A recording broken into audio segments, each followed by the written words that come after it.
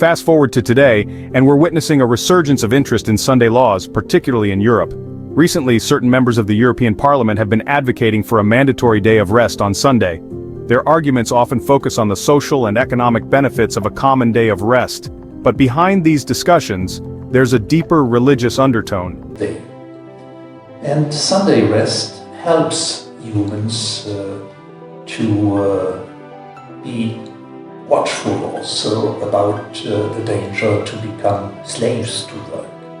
It's a time of rest, it's a time of creativity, and it's a time also to dedicate for relationships. Humans are not machines, but they have their families, they have their dreams.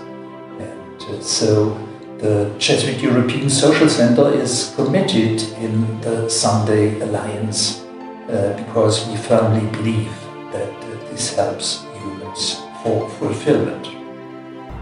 So let us, if hope that we'll continue to have this sense of the Sunday as a day of rest. Day of rest because we need rest. Day of rest for the family because the family needs to have a time together in the week from one week to another. And society itself, there's a need for the society to rest, to have a common day of rest. A common day of rest because a family alone cannot take a day of rest when people in the family are working somewhere else. So a common day of rest for the whole society, for the family, but also for the whole society, because the society needs to learn to breathe. My name is Alix and I'm policy advisor at COMECE, which is the Commission of the Bishops' Conference of the European Union. Many people are suffering from poverty and loneliness. This is why we need fraternity more than ever. We need to care for each other, for we are all members of one human family. This is why at COMECE we are committed to promote Sunday as a common weekly day of rest in the European Union. A day that gives time for family and spiritual life.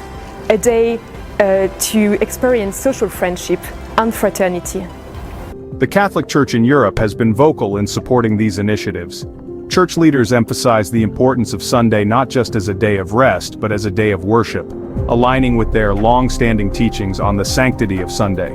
For example, in recent years, several European leaders have made public statements supporting Sunday rest laws, and the Catholic Church has often been at the forefront of these campaigns.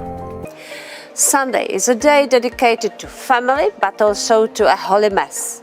It's a treasured time of relaxation and quiet during the full work rush. For us Christians, Sunday is the Lord's Day. For those who are not Christians, it also bears an important feature of a common day of rest. Besides, work-free Sunday has clear benefits to mental health and ensures the right to disconnect for all of us, especially shop assistants. They should have their Sunday too. I look forward to one day when free Sundays will become in the entire EU reality. Dear friends, as a long-term sponsor of the European Sunday Alliance, I'm proud to support the goal of ensuring the work-free Sunday. A synchronized week time of rest is very important in our fast-paced world. The work culture of modern society doesn't leave enough of time to enjoy with our loved ones. Children spend more and more time online. This not only affects their relationship with parents, grandparents and siblings, but also seriously impacts their development and mental health. Mental health of adults is at stake too. As a member of the Committee on Employment and Social Matters, I repeatedly call on better work-life balance and more quality time offline, time spent with family and friends.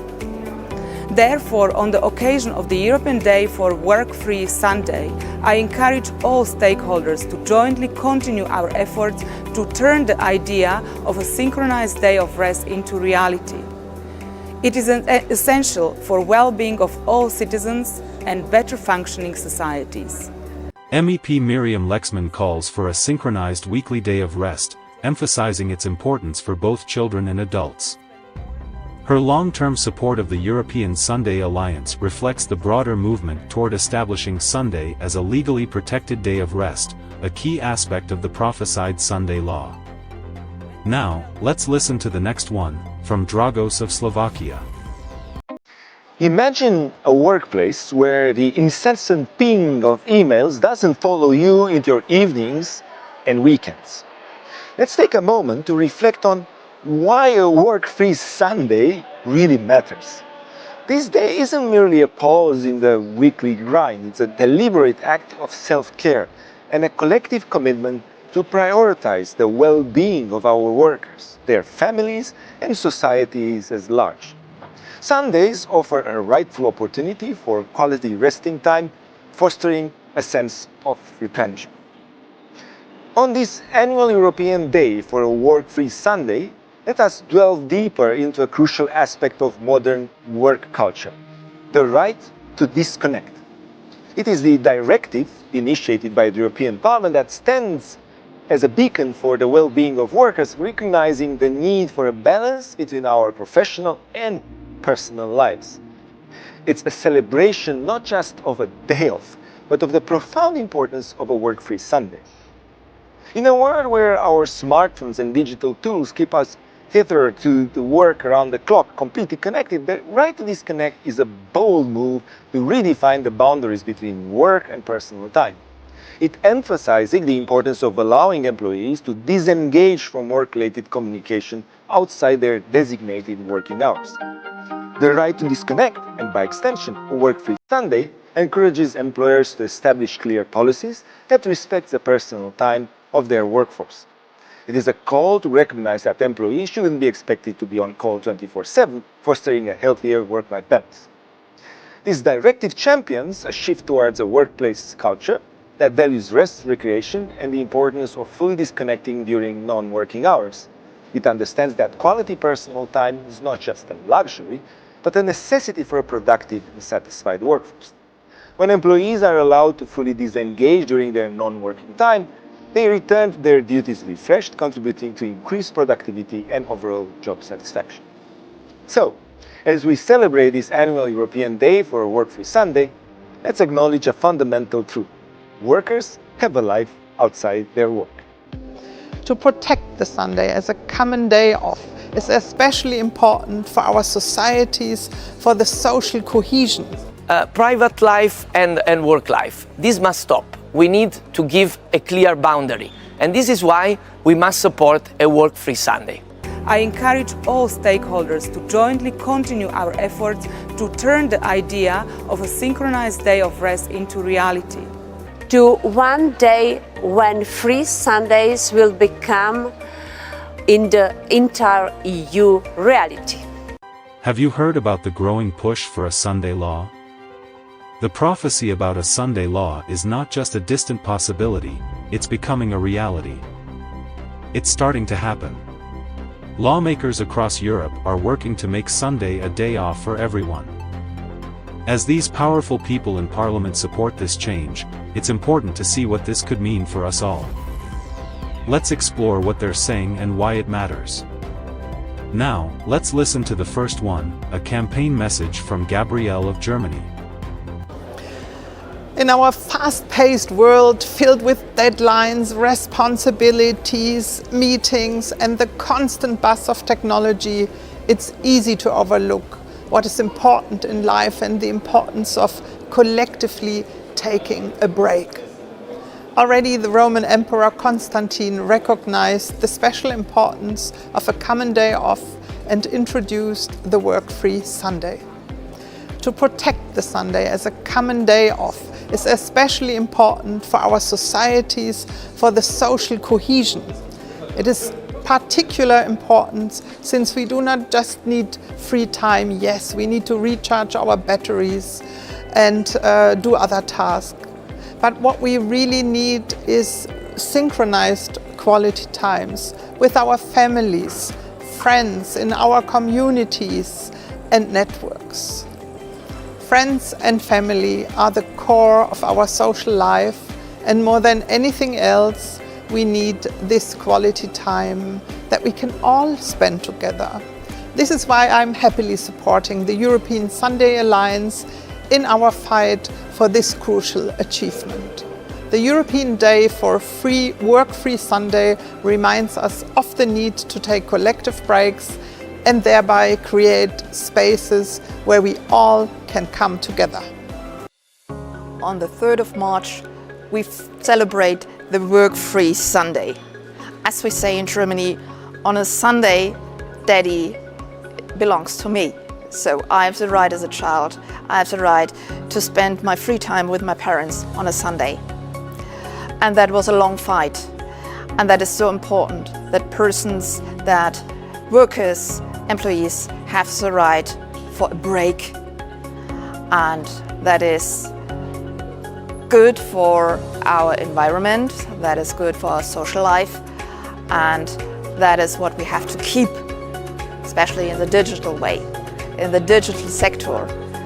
The Work-Free Sunday on a Sunday, Daddy, Mommy, my family, supposed to me, it must be a free day. Dear ladies and gentlemen, I'm happy to support the important work of the Free Sunday Alliance.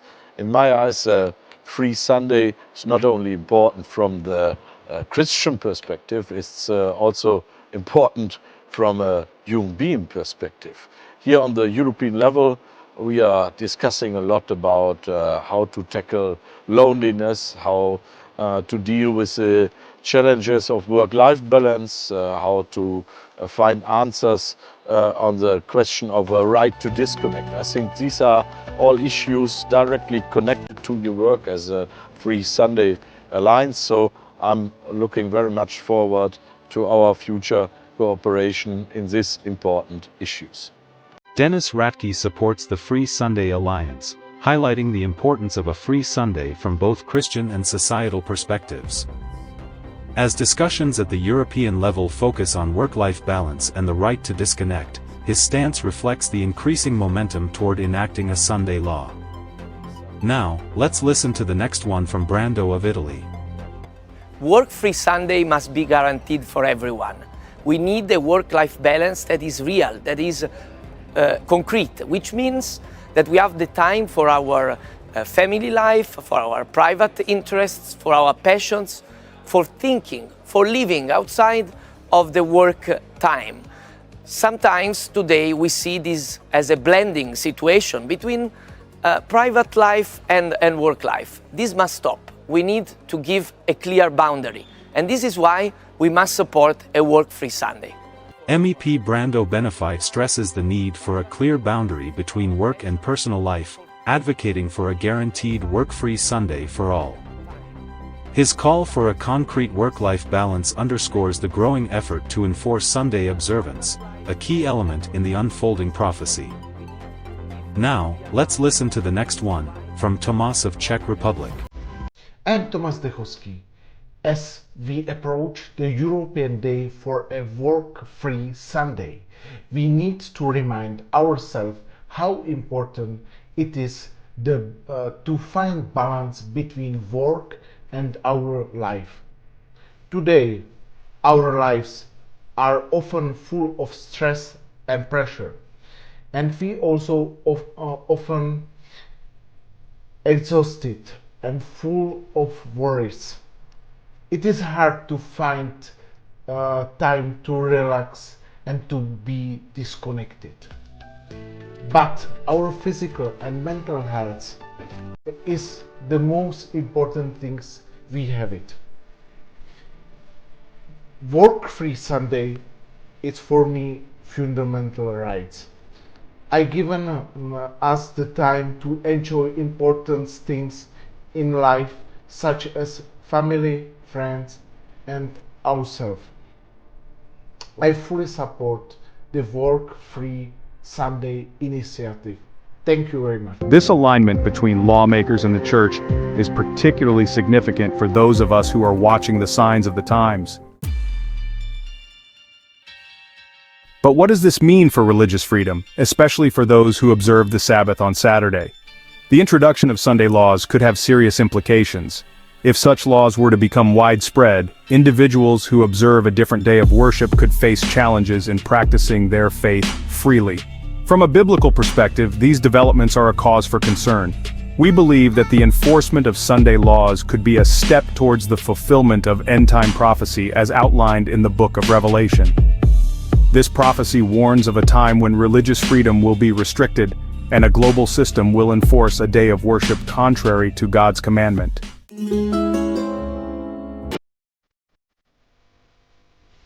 To understand the current push for Sunday laws, we need to look back at history. The Catholic Church has long been a major influence in promoting Sunday as a day of worship.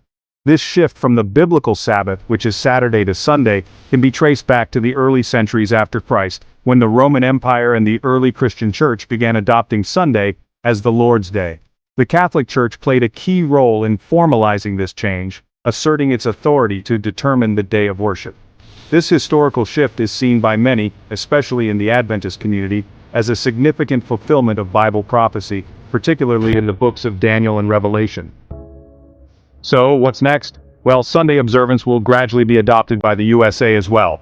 This shift might start subtly with increasing emphasis on Sunday as a day of rest and family time.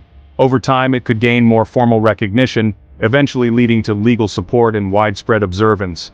The gradual acceptance in the USA could have significant implications, influencing other nations and aligning with prophetic interpretations that suggest a global movement towards Sunday laws. Take note of what Ellen White says: when Protestantism shall stretch her hand across the gulf to grasp the hand of the Roman power, when she shall reach over the abyss to clasp hands with spiritualism, then we may know that the time has come for the marvelous working of Satan, and that the end is near.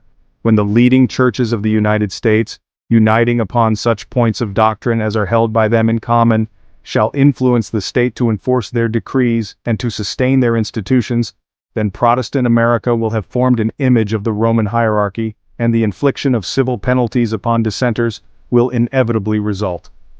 The Great Controversy, p. 445. A great crisis awaits the people of God. Very soon our nation will attempt to enforce upon all the observance of the first day of the week as a sacred day. In doing this, they will not scruple to compel men against the voice of their own conscience to observe the day the nation declares to be the Sabbath. Now, more than ever, it's crucial for us to stay informed about these developments. We need to understand the times we are living in and be prepared for what's ahead. I encourage you to research this topic further, share what you learn with others, and most importantly, pray for wisdom and guidance. As we navigate these challenging times, let's remember that our ultimate trust is in God. He has given us the prophetic word as a light in the darkness, and we must hold fast to it.